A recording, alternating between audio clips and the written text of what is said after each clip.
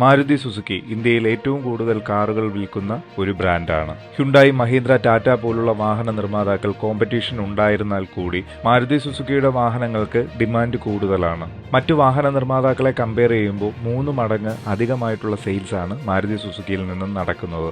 എന്നാൽ ഇലക്ട്രിക് കാറുകളുടെ കാര്യം നോക്കുമ്പോൾ മാരുതി സുസുക്കി ഇതുവരേക്കും ഒരു ഇലക്ട്രിക് കാർ കൂടി ലോഞ്ച് ചെയ്തിട്ടില്ല. എന്നാൽ ഈ വിറ്റാര എന്ന പേരിൽ മാരുതി സുസുക്കി ഒരു ഇലക്ട്രിക് കാറിനെ പലയിടങ്ങളിലും ഷോക്കേസ് ചെയ്തിട്ടുണ്ടായിരുന്നു. ഇപ്പോൾ ടെസ്റ്റിംഗും നടന്നുകൊണ്ടിരിക്കുകയാണ്. 2025 ഈ വാഹനത്തിന്റെ ഒഫീഷ്യൽ ലോഞ്ച് ഉണ്ടാകുമെന്ന് നമുക്ക് കരുതാം. എന്തുകൊണ്ടാണ് മാരുതി സുസുക്കി ഇതുവരേക്കും ഒരു ഇലക്ട്രിക് കാറിനെ ലോഞ്ച് ചെയ്യാത്തത്? എന്നാൽ മറ്റു വാഹനങ്ങളെല്ലാം ഇറക്കിയതിനു ശേഷം തങ്ങളുടെ വാഹനങ്ങളെ ഇൻട്രൊഡ്യൂസ് ചെയ്യാമെന്നുള്ള ക്ലവറായിട്ടുള്ള മൂവ്മെന്റ് ആണോ? എന്തുകൊണ്ടാണ് മാരുതി സുസുക്കി തങ്ങളുടെ ഇലക്ട്രിക് കാറുകളെ ലേറ്റ് ആയിട്ട് ഇറക്കുന്നത് എന്നുള്ള കാര്യത്തെക്കുറിച്ച് നമുക്ക് ഈ വീഡിയോയിലൂടെ നോക്കാം. എല്ലാവർക്കും ഹൃദയം നിറഞ്ഞ വണക്കം. ഇന്ത്യൻ കാർ മാനുഫാക്ചേഴ്സ് ആയിട്ടുള്ള ടാറ്റ ആയിക്കൊള്ളട്ടെ, മഹീന്ദ്ര ആയിക്കൊള്ളട്ടെ, അഗ്രസീവ് ലെവലിലാണ് അവരുടെ EV വാഹനങ്ങളെ ലോഞ്ച് ചെയ്യുന്നത്. ഇൻഫാക്ട് ടാറ്റ മോട്ടോഴ്സ് ഒരു പടി കൂടി മുകളിലേക്ക് എത്തി തങ്ങളുടെ EV വെഹിക്കിൾസിന് മാത്രമായിട്ടുള്ള ഒരു ഷോറൂമുകളും സ്റ്റാർട്ട് ചെയ്യുന്നുണ്ട്. മാത്രമല്ല MG മോട്ടോഴ്സും തങ്ങളുടെ EV വെഹിക്കിൾസിനെ ഇന്ത്യയിലേക്ക് കൊണ്ടുവരുന്നുണ്ട്.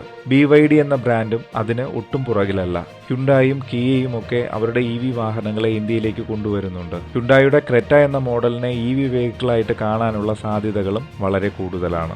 ഇത്രയധികം വാഹന നിർമ്മാതാക്കൾ ഇന്ത്യയിലേക്ക് EV വാഹനങ്ങളെ ഇൻട്രൊഡ്യൂസ് ചെയ്യുമ്പോൾ ഇന്ത്യയിലെ നമ്പർ 1 പൊസിഷനിലുള്ള വാഹന നിർമ്മാതാക്കളായ മാരുതി സുസുക്കി ഇതുവരേക്കും ഒരു വാഹനത്തെ പോലും EV ആയിട്ട് ലോഞ്ച് ചെയ്തിട്ടില്ല. ഒരു ഇലക്ട്രിക് കാർ ലോഞ്ച് ചെയ്യുന്നത് മാത്രമല്ല മുഖ്യമായിട്ടുള്ള ഒരു കാര്യം, sales and service network, brand image build ചെയ്യുന്നത്, ഇവയെല്ലാം ഫസ്റ്റ് കാർ ലോഞ്ച് ചെയ്തതിനു ശേഷം മാത്രം നടക്കുന്ന ഒരു കാര്യമാണ്. ഇൻഫ്രാസ്ട്രക്ചർ ചലഞ്ച് എന്ന് പറയുന്നത് ഇന്ത്യയിലുള്ള എക്സ്റ്റാബ്ലിഷ്മെന്റ് ബ്രാൻഡുകൾക്കുണ്ട്. ഒരു ഇലക്ട്രിക് കാർ ലോഞ്ച് ചെയ്യുന്ന സമയത്ത് അതിനു വേണ്ടിയുള്ള ഇൻഫ്രാസ്ട്രക്ചർ സെയിൽസ് ആൻഡ് സർവീസ് നെറ്റ്വർക്കിൽ ഇംപ്ലിമെന്റ് ചെയ്യേണ്ടതായിട്ട് വരും. അത് ചാർജിംഗ് സ്റ്റേഷൻസ് ആയിരിക്കാം, ഇലക്ട്രിക് കാർ ടെക്നീഷ്യൻസ് ആയിരിക്കാം, സപ്പോർട്ട് ചെയ്യുന്ന വെൻഡേഴ്സും ആകാം. ഇവയെല്ലാം ഒരു ബ്രാൻഡിൽ നിന്നും ഇലക്ട്രിക് കാർ ലോഞ്ച് ചെയ്യുന്ന സമയത്ത് നടക്കുന്ന കാര്യങ്ങളാണ്. മാത്രമല്ല കസ്റ്റമറിന്റെ ട്രസ്റ്റ് എന്ന് പറയുന്നതും വളരെ വലിയ കാര്യമാണ്.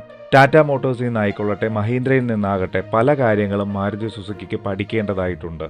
അതുകൊണ്ട് തന്നെ മാരുതി സുസുക്കി EV വെഹിക്കിൾസിന്റെ മാർക്കറ്റ് മെച്യൂർ ആകുന്നത് വരേക്കും വെയിറ്റ് ചെയ്യുന്നതാവാം. അതിനൊരു ഉദാഹരണം പറയുകയാണെങ്കിൽ, ഹാച്ച് ബാക്ക് കാറുകളും സെഡാൻ മോഡൽ കാറുകളും വളരെയധികം വിൽപ്പന നടത്തിക്കൊണ്ടിരുന്ന സമയത്ത് SUV മാർക്കറ്റിനെ കുറിച്ച് മറ്റുള്ള ബ്രാൻഡുകളിൽ നിന്നും മാരുതി സുസുക്കി വളരെയധികം പഠിക്കുന്നുണ്ടായിരുന്നു. ഒരു കാരണം എടുത്തു പറയുകയാണെങ്കിൽ, ഹ്യുണ്ടായി എന്ന ബ്രാൻഡിൽ നിന്നും ഒരു കോമ്പാക്ട് SUV ലോഞ്ച് ചെയ്തതിന് ശേഷം മാത്രമാണ് മാരുതി സുസുക്കി തങ്ങളുടെ ഒരു കോമ്പാക്ട് SUVയെ ലോഞ്ച് ചെയ്തത്.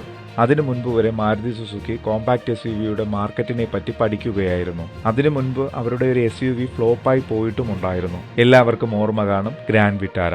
എന്നാൽ അതേ പേരിൽ തന്നെ പിൽക്കാലത്ത് മാരുതി സുസുക്കി തങ്ങളുടെ കോമ്പാക്ട് SUVയെയും ലോഞ്ച് ചെയ്തു. ഇപ്പോഴത് വളരെയധികം സക്സസ്ഫുൾ ആണ്. അതുകൊണ്ട് തന്നെ മാരുതി സുസുക്കിക്ക് കോമ്പാക്ട് SUVകളുടെ എണ്ണം വളരെ കൂടുതലാണ്. അവർ ആ മാർക്കറ്റിനെ പറ്റി വളരെയധികം പഠിച്ചു. ഇന്ത്യയിൽ ഏറ്റവും കൂടുതൽ സെയിൽ ചെയ്യുന്ന കോമ്പാക്ട് SUVകളിൽ മുൻപന്തിയിലാണ് മാരുതി സുസുക്കി.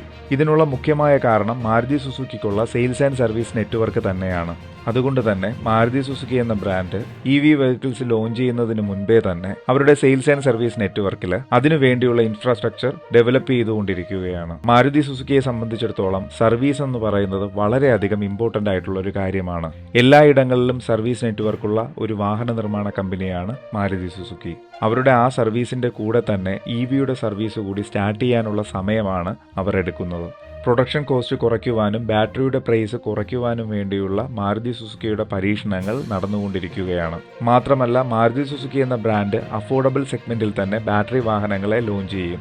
മാത്രമല്ല EV വെഹിക്കിൾസിൽ നിന്നും മറ്റുള്ള ബ്രാൻഡുകൾ എന്തെല്ലാം ചലഞ്ചസ് ആണ് നേരിടുന്നത് എന്നുള്ള കാര്യവും കൂടി മാരുതി സുസുക്കി പഠിക്കുകയാണ്. എന്തായാലും മാരുതി സുസുക്കിയുടെ ആദ്യ EV കാർ എന്ന് പറയുന്നത് ഈ വിറ്റാര തന്നെയായിരിക്കും. 49 kWh ബാറ്ററിയോടെ 144 PS പവറോടെ ഈ വാഹനം ലോഞ്ച് ആകും. 500 കിലോമീറ്ററോളം റേഞ്ചും ഉണ്ടാകുമെന്ന് പ്രതീക്ഷിക്കാം. മാരുതി സുസുക്കിയുടെ ഈ നീക്കത്തെക്കുറിച്ച് നിങ്ങളുടെ അഭിപ്രായം കമന്റ് ചെയ്യുക. മാത്രമല്ല ഈ വിറ്റാരയെക്കുറിച്ചുള്ള നിങ്ങളുടെ അഭിപ്രായങ്ങളും. എല്ലാവർക്കും ഹൃദയം നിറഞ്ഞ വണക്കം.